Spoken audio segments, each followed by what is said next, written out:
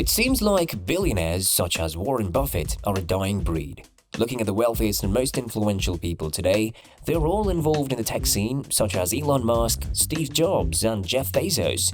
Their inventions have completely changed how we live our lives. For that reason, they've overshadowed the old-school billionaires who got their fortune from playing the stock market.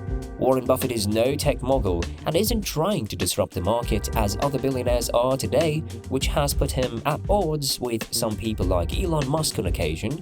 Yet that doesn't mean he is any less brilliant than his contemporaries.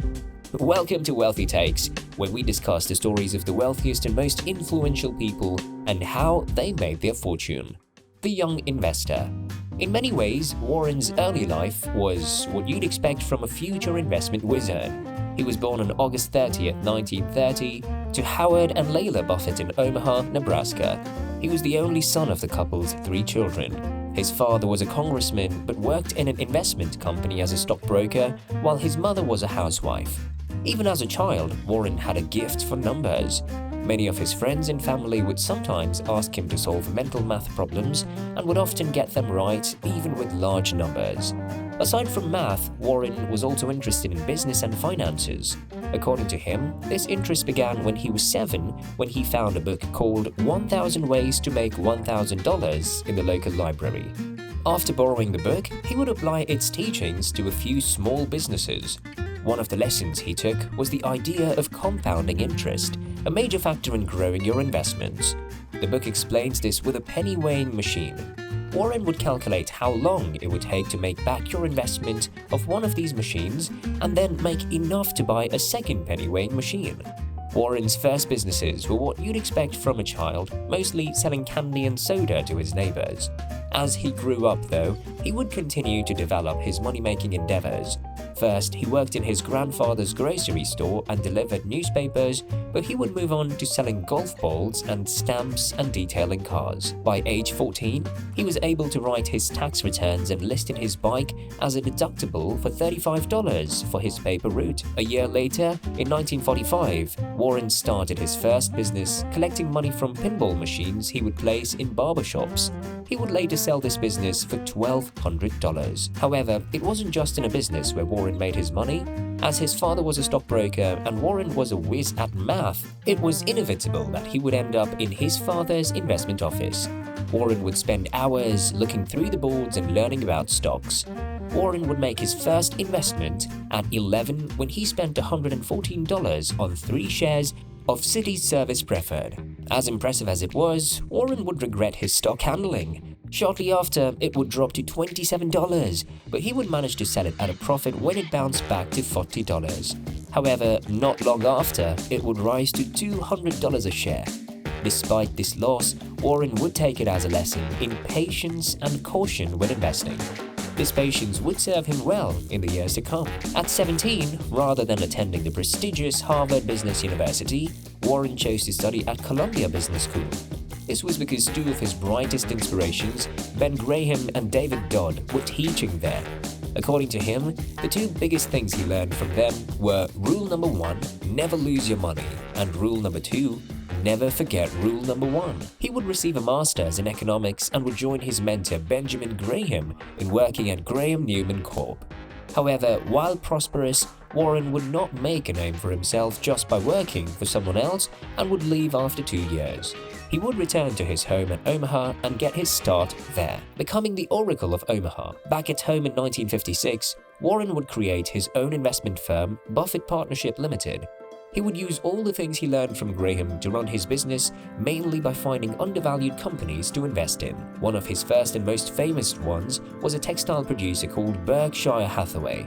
Over the next decade, he slowly bought their stocks until he took control of the company in 1965. The company became so successful that Warren shut down the Buffett Partnership and invested fully in Berkshire.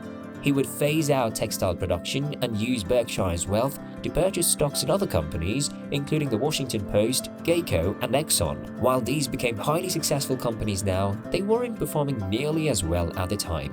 However, they would experience significant turnarounds and success stories that no one had predicted, no one except Warren Buffett himself. This had led many to call him the Oracle of Omaha. As impressive as Warren's record is, it was far from magical. To make it where he was, Warren put in a lot of hard work and had to withstand a few learning experiences. Yet, Warren insists that these decisions didn't come out of thin air. He looked at each business carefully and analyzed its finances and products. As a result, he discovered that they were undervalued. By the 80s, Warren faced his biggest challenge, the purchase of the banking firm Salomon Brothers. At the time, Warren had a 12%, but it also embroiled them in several scandals. The biggest controversy was the revelation that they had broken US Treasury rules in some of their filing claims. The Justice Department was taking legal actions against them and even banned them from participating in bond auctions. However, Warren would speak in the company's defense. According to his research, if this went bankrupt, he would cause a major disruption to the entire finance market that would hurt everyone in the long run. Rather than just defend the company, Warren stepped in and took over Salomon Brothers to fix the problems. While he did get the ban lifted, the firm still had to pay a nearly $300 million fine. Despite that, under his leadership, Warren would turn the company around. He had managed to double the company's stock price within a decade, and in 1988, Warren would make his most famous investment yet. Warren made a rather daring venture to buy more than 400 million shares in Coca-Cola Holdings over a single year, giving himself incredible sway over the company and effectively making him the head of the company. This was seen as a rather odd investment by most people, partly because of how different it was from Warren's other assets and partly because of the issues surrounding it. The other was that Coca-Cola wasn't seen as a company that had much potential growth. While Coca-Cola was not in any financial uncertainty or facing scandals, the number of buyers was decreasing. However, Warren believed that the brand name and reputation would overcome any problems. However, Warren insisted on keeping his holdings and even served as director until 2006. Despite how strange the bet seemed, it had paid off, and by 2020, the investment is now worth $21.5 billion, a return of 1,550%. The Warren Buffett distance. If you were to run down some of his investments, they might seem odd. You would find that he focuses on a strange array of businesses from different fields. Some are underperforming and others are pretty large but seemingly stagnated.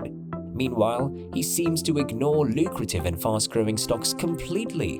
For example, he has not put much money into Tesla stock, which has put him at odds with Elon Musk. At first, it doesn't make sense, but that is until you understand Warren's strategy for investing. Warren has several criteria before putting any money in stock. First, he makes sure he knows what he is getting into. While this might sound obvious, it is easy to forget that in the stock market, Warren makes it a point to only invest in businesses he understands, and this has been consistent throughout his career. He puts his money into media, soda, and finances because those are things he knows about.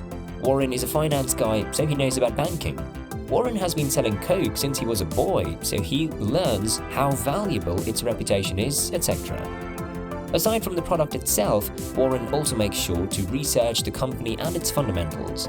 Warren is a man of quality and only invests in blue-chip stocks. It won't matter how good a product is if the company is not operating correctly. That is why he constantly researches the company, including its management, assets, and finances, to see if anything is worth noting.